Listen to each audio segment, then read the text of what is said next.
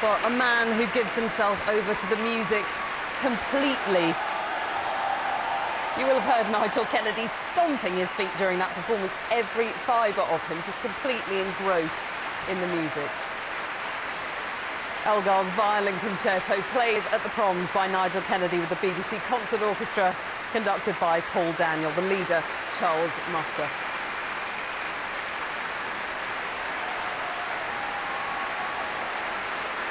And a great connection between Paul Daniel and Nigel Kennedy. I watched them in rehearsal this morning, and afterwards Paul Daniel said Kennedy is one of the team. His music making starts and ends with the orchestra. He's just one of us.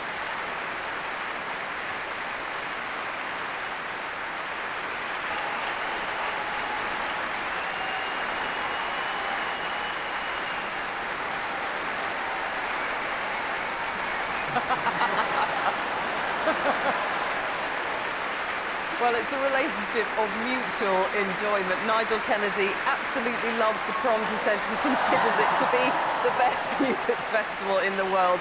He's over the moon, he says, to be performing here tonight, and you can just see it. He can barely restrain himself.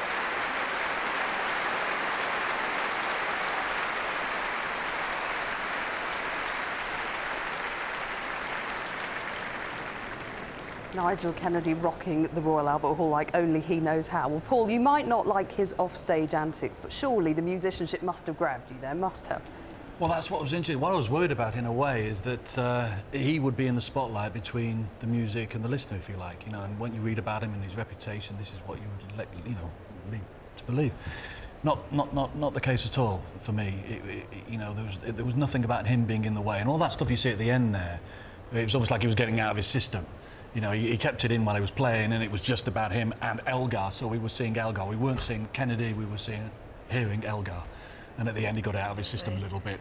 But before that, you know, he disappears. It's just the music. And I wasn't expecting that, and I did enjoy that very much. And the amazing thing is he's sort of a musician's musician. I mean, you can see that the orchestra are totally on his side. Yes. I mean, utterly and totally. He's won them over before he's won them. And that's something, as an outsider to classical music, sometimes you regret, that you don't get the feeling that they're all together. They're all individual. Absolutely. If they play the notes, the notes are there, they're beautiful, it doesn't matter. To be together, and as soon as he comes out on stage, you get that feeling. Absolutely. You bring in everybody together. It had a symphonic feel, didn't Yeah. it, the piece? But he just created this amazing contrast. I mean, there was drama, just this huge sense of enjoyment and excitement, but yet he drew the audience in. He had these wonderful quiet moments. He wasn't, you know, showy or anything. I think it was completely genuine, you know, this wonderful... I mean, it was oddly modest in a way, yes, wasn't it was. You know, that was what was peculiarly saturated with Kennedy and totally full of Elgar. Yes. Guys, we'll catch up with you in a little while. Let's go backstage now, where we're going to join Charles, who's with Nigel Kennedy. Nigel, that was absolutely sensational. The Elgar, it's a piece you've been associated with for, I don't know, over 2 decades, and you still love it so much. Well, there's something about this music, man, that you always find something new in it. You know, sometimes you start off like House on Fire, and it's like the first movement goes, and that's a killer. Tonight, I felt like, yeah, first movement was all right, but the work gradually built forward to, and like, culminated in the cadenza. You know, everyone played so nice in the orchestra, man. It was inexorable. It was this kind of slow build, like the furnace, just grew and grew and grew. It just felt like there was some point in the 54 minutes tonight, which was good. You know, a little bit of stress at the beginning, but like, and get into it. You know. Yeah, absolutely. And it's one of the greatest violin concertos this country's ever produced. Do you feel that because you're English, it gives you a particular sort of insight into it? I'd say that's a bit racist, but I think, you know, like, good music is international language, so I wouldn't say being English give me I know what you insight, mean, and I'm certainly not making a racist point, but to me there's just something about the way Elgar writes that suits our kind of melancholy temperament. You're melancholy? I am, definitely. You don't look at you smirking. I'm smiling now because I just heard you playing. It was fantastic. But I think there's something like a multi-dimensional aspect to the emotional arena of Elgar, which is maybe because he was English, but maybe just because he was an exceptional human being. And like the structure, obviously he's writing in a romantic genre, but the structure and the architecture is a big step forward to what would be typical romantic music. I love the relationship that you build with orchestras, that you insist on plenty of time to really kind of get below the surface, because there's too much music making which is kind of very tasteful but kind of pasteurised, and you don't go in for that. Well, I prefer to have a personal approach, and like, you know, Charles was saying, he thought, what are we going to do? Charles Mutter, the leader. Yeah, Charles Mutter, the leader, was saying, what are we going to do with 9 hours? And he's saying, man, we really enjoyed it, it just went by like that. And I think if a group of musicians get a personal relationship, then they can do a personal interpretation. And you can't get a personal relationship in 5 minutes, can we, darling? You're absolutely right. Look, a lot of people make a lot of noise about the fact that you play so-called classical music, you also play so-called jazz music, and you play lots of other types of music in between, as if somehow that this was like a split personality thing. But to me, and I don't know if you share this, it seems to me that maybe they're just slightly different clothes, but on the same body. They're a manifestation of the same basic story you want to tell. Well, yeah, Duke Ellington said, well, it's a great composition if it's a great composition, and it's a composition whether it was composed 10 hours premeditation or 1 minute premeditation or 2 seconds premeditation. That's still a composition. Coleman Hawkins, when he's playing Body and Soul, that's a new composition. So, you know, for me, I don't have any bias towards that, and I do enjoy the spontaneous aspects of music. So going into jazz helped me a lot in that. Exactly, you've been doing it all the way along, haven't you? Even ever since those very early days with Grappelli. Yeah, I was a brat with Stefan, which was an amazing experience because he had a totally different approach to what Yehudi Menuhin did, who was my other, so to speak, mentor. You know, so it's wonderful to see a guy who practiced 5 minutes a day achieve such amazing results. Not that I've taken up that formula, but like, you know, Yehudi was obviously practicing very seriously and doing all the yoga stuff. Stefan would prefer to smoke a spliff and have like a glass of brandy. Talk to me a bit about the quintet that you work with. Amazing bunch of Polish musicians who you're going to be playing with very shortly on the Albert Hall stage. Man, I've got like such a great band, and they all come in from the jamming situations I've found in Krakow. And I thought, well, I like that drummer. And another night I played with a bass player, and I thought, I like that bass player. So I've got like Pavel Dobrovolsky on drums, who plays with, oh man, I've forgotten all the names now because I've just still got Elgo in my head and it's done my head in. But like, he played with Anna Maria Jopek, a great Polish singer, and like, Adam Kowalewski, who've been playing with Jarek Śmietana. They're all from like, they're the young lions of the Polish jazz scene. Piotrek Wilżow, who's like a fantastic player with a trio of his own. They've all got separate projects, so they all come in with a special energy. But there's one very special guest you've got tonight who I saw you rehearsing with this morning. Just a small guitarist, incidentally. How'd that come about? I mean, that is like a right an amazing situation, man, if we're allowed to say that after 10 o'clock on the TV. Well. But like, you know, yeah, Jeff Beck, I've been meeting up a couple of times with Jeff, and like, then I thought, why not ask him to play on this song called Hills of Saturn, which is just up his street. So he came up to John Henry's the other night. We had a thrash through it. He playing like an angel, man. An angel of evil. He's phenomenal, man. When he just touches that guitar, he's just putting it into the amp with no effects, and it sounds like amazing. Just like what B.B. King would put his guitar in with no effects, straight into the amp. That's what Jeff Becker's got. He's got his own sound. No one can duplicate that. It's going to be a great experience. Well, I mean, you can't count the chickens, but I think it's going to be a great experience. Look, I'm in no doubt about that. I heard the rehearsal this morning. I think it's going to set the Albert Hall on fire. Nigel, thank you so much. Congratulations thus far, and good luck for the next one. Well, thanks, man. Apparently that's what we've got the passes for, is so that no one can come in here and set the Albert Hall on fire. Yeah, man. Go well, man. All right, man. Cheers, Charlie, mate. Good on you, man. Proper. The ever effusive Nigel Kennedy. Phil, you heard him talking there. To me, Kennedy is always at his best when he's talking about music and when he's inside the music. That's what he's best at. Yeah, well, he's so passionate about what he does, and he believes it. And whether you love him or hate his actual style of how he conducts himself when he's talking, you honestly know that he believes every project he throws himself into. For that reason, he's completely genuine. Jen, as a musician, what do you think that it is that's so unique about what Kennedy does?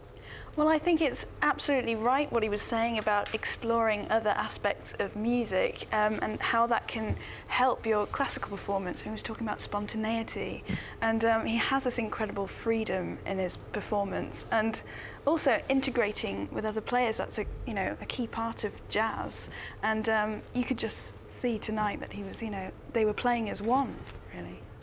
Well, now to the other love in Nigel Kennedy's life. It's jazz, of course. Well, not just jazz, because to be honest, he's got his influences from the world of rock as well.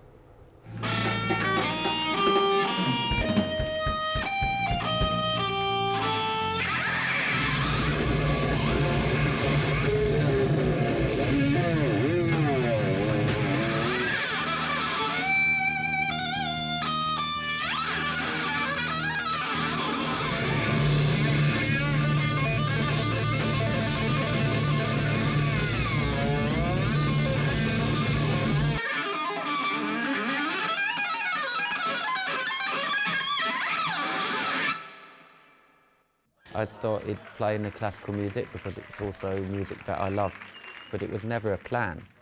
Perhaps musically the most adventurous of our youngsters, particularly because he's lost his heart to Stefan Grappelli, and I rather approve of that.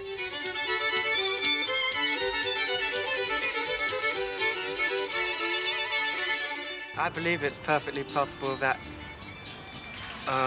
someone can play jazz and classical music and that they'll both help each other.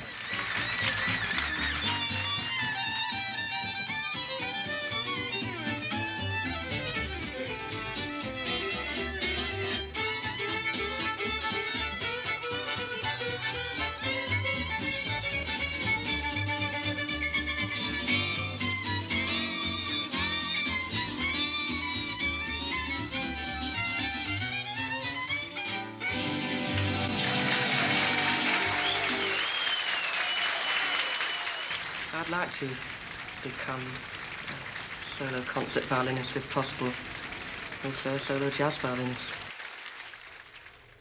Well, Paul, we saw Nigel Kennedy there next to Hendrix, with Grappelli, with Yehudi Menuhin. Do you think that those clips show you just how arbitrary all of these kind of divisions are that we make in music? Well, it's one of the things I do like about Nigel, that he kind of slips around amongst different types of music. The amazing thing to remember is that actually Menuhin, his teacher and one of his mentors, was the first person in a way to do that, because he worked not only with Grappelli but Ravi Shankar, and at the time, in a way, that was much more outrageous than what we're talking about here. Yes, you'd want the modern day equivalent of that kind of shock. Well, it's just about time to judge for yourself as we go into the second half of tonight's concert, when Nigel Kennedy returns to play jazz with his Polish musicians, the Nigel Kennedy Quintet.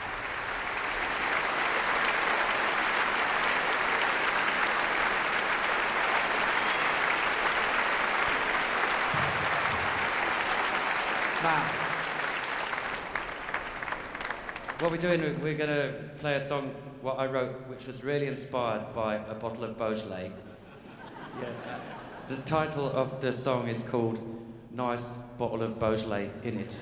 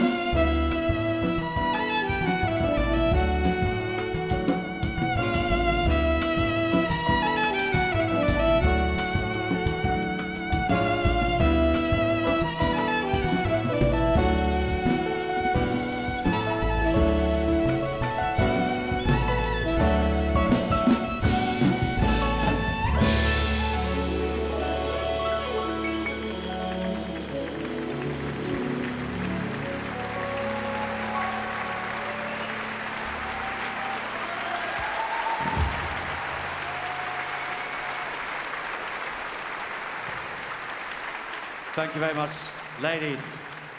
Thank you very much, gentlemen. This song's called Hills of Saturn.